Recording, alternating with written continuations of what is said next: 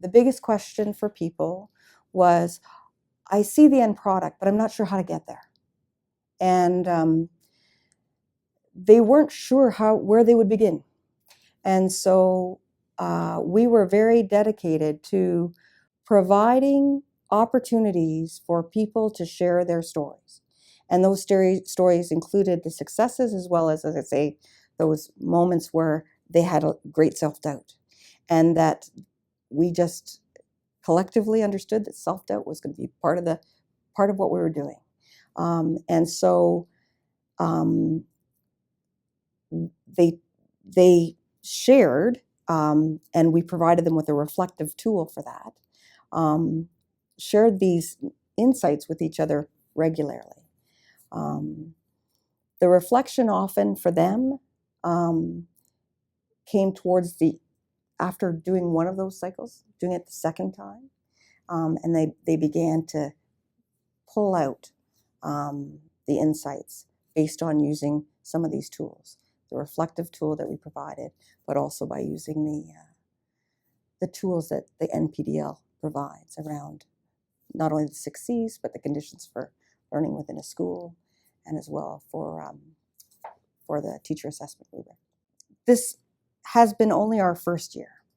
And with 16 schools participating in the NPDL, we have teachers and a principal as part of that team. And we're part of we've created a network of NPDL folks, if you will, and we are gathering together formally as a large group to as part of that whole collaborative inquiry thinking, to gather, share the work that we've got, assess that work conscientiously and safely with each other, and provide support and critical friendship around what might be our next step. How could we improve this, enhance this? Where might we take this next? And that networking piece is critical. That face-to-face networking is critical for teachers who are just beginning to learn this work. In between those times at the school level, the principal is really acting as an instructional leader, and we've had tremendous support from our instructional coaches and consultants who are visible and in the schools supporting and engaging teachers with this work. And I'm in there too. I'm visible and in there and taking a real interest in what's going on.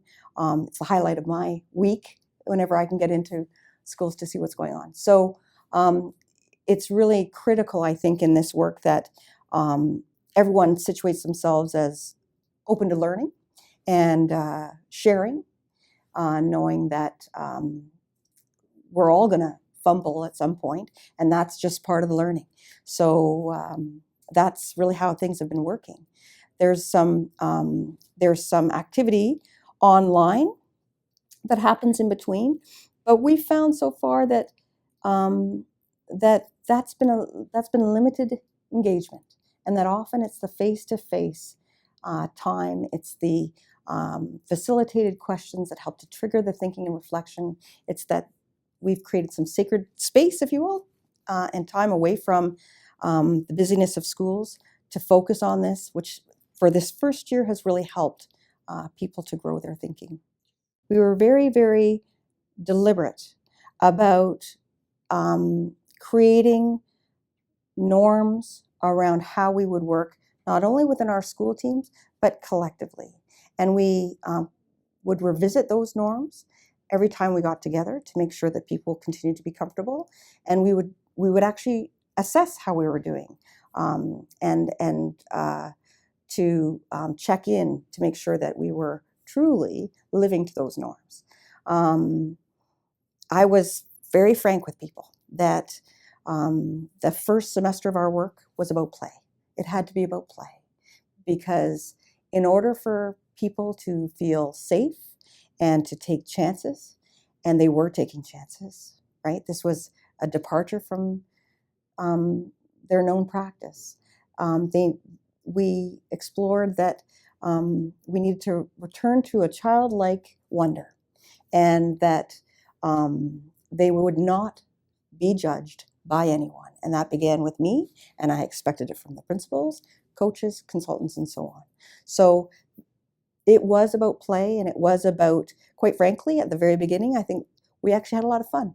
We laughed a lot together, and we built rapport, and deliberately brought people together to get to know each other a little bit too across the schools. And folks can work in schools that are within their neighborhood for many, many years and never really get to know them beyond their own school walls. It's important to establish those communities. That is part of the work. You don't apologize for it. People call it soft skills. It's absolutely critical if you expect the deep thinking to occur later. You've got to establish those conditions and continue to return to them.